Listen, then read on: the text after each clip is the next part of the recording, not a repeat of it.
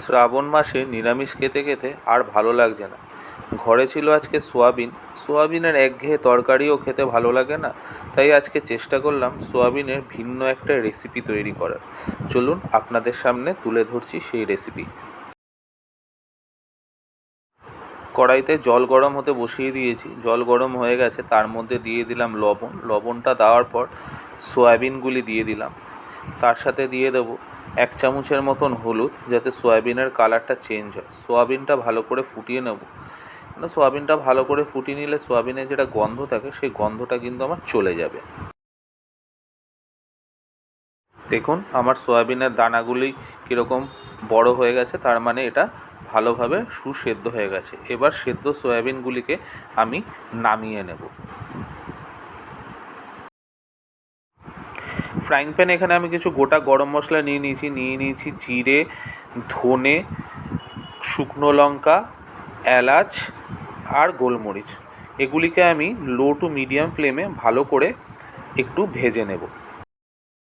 মশলাগুলি আমার ভাজা হয়ে গেছে, এবার একটা পাত্রে আমি নামিয়ে রাখবো এটা ঠান্ডা হওয়ার জন্য। সয়াবিনগুলি আমি জল চিপে রেখে দিয়েছিলাম, তার মধ্যে দিচ্ছি ওই ভাজা মশলা গুঁড়ো করে যেটা রেখে দিয়েছি সেটা দেব। সামান্য একটু টক দই দিয়ে আমি ভালো করে মাখিয়ে পাত্রে রেখে দেবো এক সাইডে। গ্যাসে কড়াই চাপিয়ে দিয়েছি, কড়াই গরম হয়ে গেছে। কড়াইয়ে দিয়ে দিচ্ছি মাপ অনুযায়ী তেলটাকে একটু কড়াইয়ের চারিদিকে লাগিয়ে নিলাম। এবার ওই যে ম্যারিনেট করা সয়াবিনটা আছে, সয়াবিনটাকে আমি কড়াইয়ের মধ্যে দিয়ে দেবো। সয়াবিনটাকে একটু লাল লাল করে ভেজে নেব, নাড়িয়ে চাড়িয়ে কিছুক্ষণ। সয়াবিন ভাজার সময় একটা জিনিস মাথায় রাখবেন, সয়াবিনটাকে একটু কিন্তু মাঝে মাঝে নাড়াতে চাড়াতে হবে ভাজার সময়। আপনি যদি একভাবে কড়াইয়ে রেখে দেন দেখবেন তলায় কিন্তু লেগে গেছে। সয়াবিনটা আমার ভাজা হয়ে গেছে, একটা পাত্রে এবার আমি তুলে নেব। সয়াবিনটাকে আমি তুলে নিচ্ছি। এবার কড়াইতে আবারও আমি মাপ অনুযায়ী দিয়ে দিলাম তেল। ফোড়নে দেব এখানে আমি হিং। যেহেতু নিরামিষ রান্না হিং লাগবে, হিং না হলে খাবারের স্বাদটা সেরকম আসবে না। ফোড়নে দিয়ে দিলাম আমি হিং। আমি আদা আর কাঁচা লঙ্কার একটা পেস্ট করে রেখেছিলাম, এবার সেটা ওই ফোড়নের মধ্যে দিয়ে দিলাম। ভালো করে কিছুক্ষণ নাড়িয়ে চাড়িয়ে নেব যাতে আদার কাঁচা গন্ধটা চলে যায়।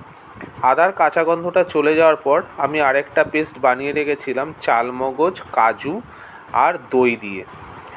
যখন এই পেস্টটা দেবো চালমগজ, কাজুর আর দই, গ্যাসের ফ্লেমটাকে কিন্তু একদম লো টু মিডিয়ামে রাখবো। দেখুন পেস্টটা দিয়ে দিলাম।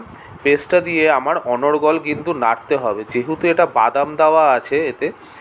যদি আমি একভাবে রেখে দিই তাহলে কিন্তু তলায় লেগে যাবে। ভালো করে নাড়তে হবে।